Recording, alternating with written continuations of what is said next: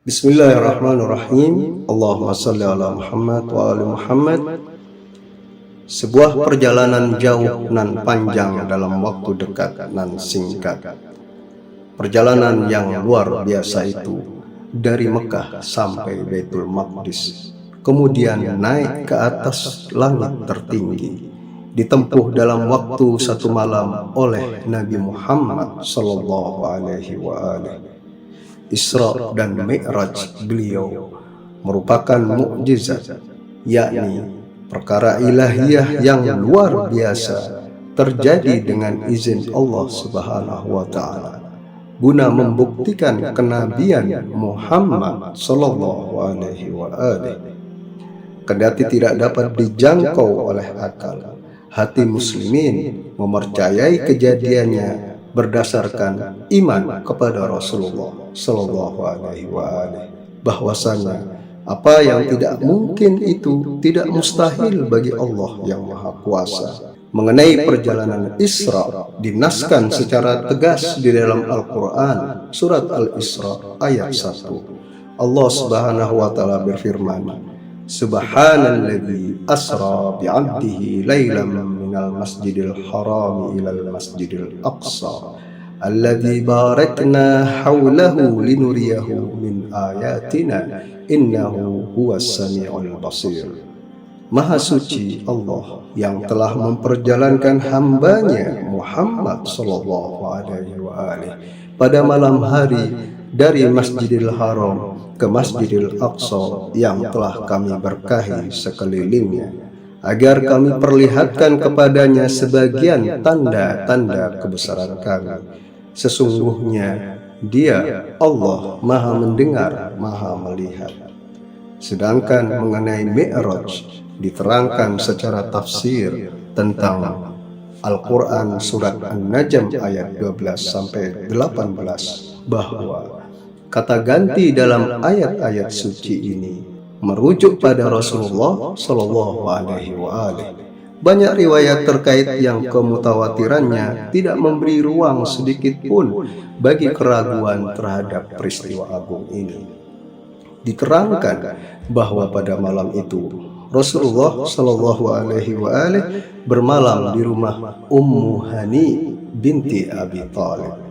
Paginya selepas sholat subuh, beliau berkata kepadanya, "Aku telah sampai di Baitul Maqdis dan melaksanakan sholat di dalamnya." Al-Kisah, usai sholat Isya, Rasulullah sallallahu alaihi wa alihi hendak beristirahat. Tiba-tiba mendengar suara yang familiar bagi beliau. Ialah suara malaikat Jibril mengabarkan kepada Rasulullah bahwa malam ini beliau akan melakukan perjalanan yang jauh dan panjang ke berbagai tempat. Di atas wahana angkasa yang disebut dengan buraq, beliau ditemani oleh malaikat Jibril alaihissalam. Berangkat dari rumah Ummu Hani, saudari Ali bin Abi Thalib, menuju Baitul Maqdis yang disebut pula dengan Masjidil Aqsa. Disitulah beliau turun sebentar, mengunjungi berbagai tempat masjid, meninjau Baitul Laham, tempat kelahiran Nabi Isa Al-Masih alaihissalam, dan jejak-jejak serta mihrab-mihrab para nabi alaihimussalam, dan melaksanakan sholat di tiap mihrab. Setelah menuntaskan perjalanan tersebut, dari situlah Rasulullah melanjutkan perjalanan naik ke langit-langit yang tinggi, menyaksikan bintang ke bintang, dan memandang sistem alam yang tinggi. Beliau berbicara dengan arwah para nabi dan malaikat, dan melihat surga serta neraka. Beliau mengetahui rahasia-rahasia wujud, keluasan alam keberadaan, dan jejak-jejak kemahakuasaan Allah Subhanahu wa taala. Hingga perjalanan beliau sampai pada Sidratul Muntaha, puncak perjalanan beliau. Setelah itu kembali ke Baitul Maqdis, kemudian bertolak ke Mekah. Demikian Rasulullah sallallahu alaihi wa alihi menceritakannya kepada Ummu Hani. Sekelompok Quraisy mendengar cerita kejadian itu, mengingkarinya bahwa itu perkara yang mustahil. Mereka mendustakannya dengan mengatakan, "Demi Allah, sungguh ini perkara yang nyata anehnya. Apakah Muhammad menempuh perjalanan itu dalam satu malam?" Kata mereka, "Jika benar, terangkan Baitul Maqdis kepada kami. Sesungguhnya di antara kami ada yang telah menyaksikannya." Rasulullah Shallallahu Alaihi Wasallam tak hanya menerangkan Baitul Maqdis saja kepada mereka, tetapi juga mengabarkan kepada mereka semua yang beliau lihat dan jumpai di perjalanan pulang dari Baitul Maqdis ke Mekkah. Beliau mengungkapkan, "Aku jumpai onta Bani Fulan di lembah itu, tersesat dan mereka mencarinya. Aku sempat minum air wadah mereka, lalu aku tutup kembali wadahnya." Setelah pertanyaan mereka dijawab oleh beliau, tak lama kemudian kafilah itu muncul, dan Abu Sufyan pun menceritakan semua yang telah diberitahu Rasulullah itu kepada mereka.